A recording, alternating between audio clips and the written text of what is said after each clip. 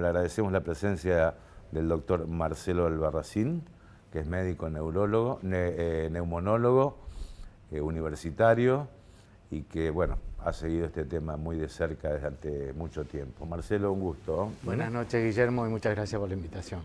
A ver, resta mucho saber de la enfermedad,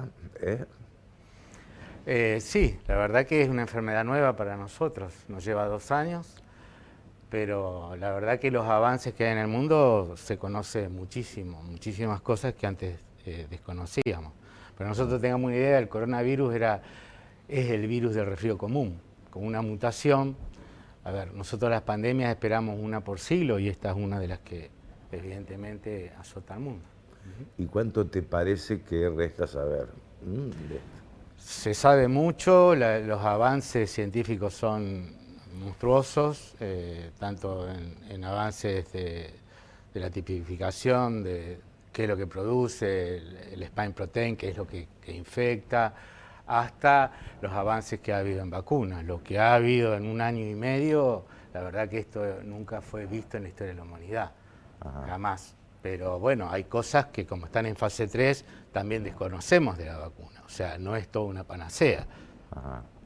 Por eso hay cosas, digamos, uno ve que en partes del mundo se va complicando más, o sea que hay variaciones de los mismos subtipos del mismo coronavirus. O sea, eso no quiere decir que sea más mortal, pero sí mucho más infeccioso, sí, más contagioso. Otra vez vuelve Alemania, otra vez vuelve Italia. Tal cual. El tema. Bielorrusia, sí, tal cual. Y en tu especialidad, la neumonología, digamos, ¿cómo o crees que ya con una dosis importante de vacunación ha dejado de tener los efectos que en un principio tenía o no todavía? Sí, lo que pasa es que, digamos, hay un porcentaje importante de gente vacunada, es cierto. Mucha gente ya ha sido vacunada naturalmente porque ha tenido coronavirus, o sea que esa es la primera vacuna que nosotros consideramos y la más importante, la que el propio organismo genera sus defensas. Hay mucha gente que fue asintomática y también tiene sus defensas, más las vacunas que se han colocado.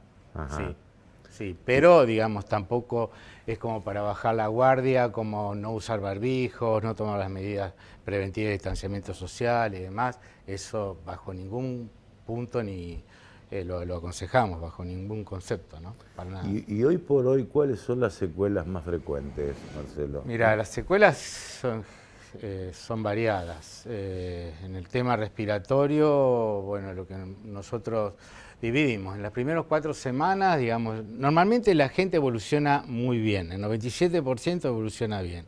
Dentro de ese hay un 3% que tiene una evolución mucho más compleja.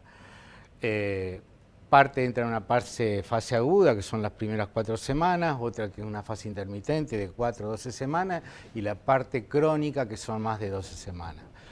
Lo que más, las secuelas en la parte respiratoria que más vemos son los patrones. Primero toma el intersticio, donde hay intercambio de oxígeno alveolo capilar, y eso muchas veces nos lleva a puede llevar, si uno lo deja evolucionar, hacia una fibrosis en el pulmón. Por suerte hay medicamentos, se lo trata y la verdad que es muy poco la cantidad de gente que queda con una fibrosis. Ahora, vemos manifestación de fatiga, gente que no se recompone o no recupera los hábitos previos, gente que es deportista, gente que queda con mucho, lo que hablábamos hace un rato, con pánico, con temor, digamos, con mucho miedo. El encierro ha provocado también en la gente mucho miedo. Es variado, y en el tema de la docencia, que también lo hablamos, los niños y demás, yo creo que eso todavía no está del todo medido. Llevaron 1 año y pico los chicos sin clases, sin poder asistir, sin digamos, el contacto con sus congéneres. Yo creo que eso es la parte que nosotros de acá a un tiempo vamos a ver cuáles son las consecuencias de eso. El abandono estudiantil, los chicos que en realidad es complejo en un país como lo ha tomado la Argentina, ¿no? Digamos que ya veníamos mal y esto acá terminó de mostrar lo endeble que estamos como país. ¿Se manejó mal la cosa, Marcelo? ¿Cómo crees?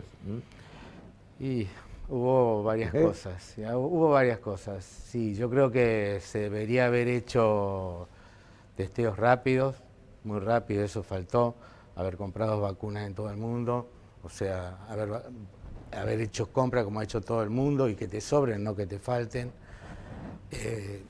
Y básicamente los testeos rápidos es para seguirlo y ver, digamos, qué grupos de pacientes, qué grupos van a tener y van a ser los próximos lugares en ir estallando o aumentando la cantidad de casos. En eso sí creo que no fue correcto. ¿Y ves algún riesgo en esta nueva etapa porque estamos en una suerte de, yo no digo relajamiento, pero sí de tranquilidad, bueno, se ha superado, por lo menos desde el punto de vista de las medidas del gobierno, los aislamientos, es decir, hay mayor contacto, bueno, en fin, bueno, en algunos lugares casi no se ve el barbijo, es decir, canchas de fútbol llenas, ¿no? Tribunas llenas, ¿no? ¿Estás viendo algún riesgo de lo que puede pasar en el futuro sí, con este obvio, tema? Obvio, porque es muy difícil de administrar eso, digamos, liberar barra brava y digamos, no... hay facultades que todavía no están habilitadas hay partes que están vía online y otras que no. La verdad que los cuidados ahí son mínimos, obviamente, sí. Nosotros, a ver, no esperamos que esto sea diferente como fue en los otros 127 países, es decir, que hay un periodo de amesetamiento y una vez que comienza tiene un crecimiento exponencial, que obviamente, ojalá que nos equivoquemos, pero lo esperamos, sí. Es decir, después del amesetamiento... Hay un crecimiento como pasó en todo el mundo. ¿Y eso se puede prever, Marcelo, o no? No, porque una vez que empieza, digamos, no sabemos cuándo, pero sabemos que sí va a ocurrir, más cuando hay relajamiento, viene el verano, viene, digamos, una liberación muy a tonta y a ciega de todas las medidas, digamos, pasar a estar totalmente aislado un año y pico, a relajar todo, la verdad que no lo vemos para nada conveniente. Sí, lo que pasa es que para muchos era muy antipática también la medida. Sí, pero no es lo que se hace. Aparte, sí. En ningún lado del mundo se ha manejado así, en ninguno. O sea, con cuarentenas tan cavernícolas, tan largas, tan prolongadas, sin habilitar. Los niños, nosotros sabemos que el spike protein, que es la proteína que realmente contagia, es muy bajo. Y los chicos, lo hemos visto en las colonias. Empezaron las colonias, no hubo problema. La verdad que estaban de pijamadas, se juntaban los chicos, empezó el colegio y empezaron los problemas. Ahí no entiendo. Ahí podrían haber seguido con burbujas, haber hecho grupos más chicos, pero nunca dejar la educación, que creo que fue el principal y el problema más grosero que ha hecho este gobierno. ¿Y en los chicos se ven problemas pulmonares también? Sí se ven, pero es en la minoría. La verdad que se ven, pero en muy pocos casos, y la verdad que la recuperación es muy rápida. Porque como te decía, esa es una espiga, y esa espiga es muy difícil porque el sistema inmune de los chicos todavía no tiene el desarrollo que tiene en la persona adulta, con lo cual es difícil que el coronavirus entre en ellos. Pueden contagiar, sí, cuando se los vacunan pueden dar una reacción alérgica, sí, pero no vemos cuadros muy, digamos, severos en ellos. Ajá. ¿Ves como, lo dijiste hace un ratito, ¿no? Pero ves como un gran problema el tema de las ansiedades, el tema psicológico que deja esta enfermedad? Lo estamos viendo mucho eso. ¿Lo están viendo muchísimo? Muchísimo, y en todas las edades, Ajá. Gente sola, gente que, digamos, en chicos que están en las universidades, la verdad que sí. Es más, se están describiendo, el CDC describió una cantidad de brotes psicóticos post pandemia.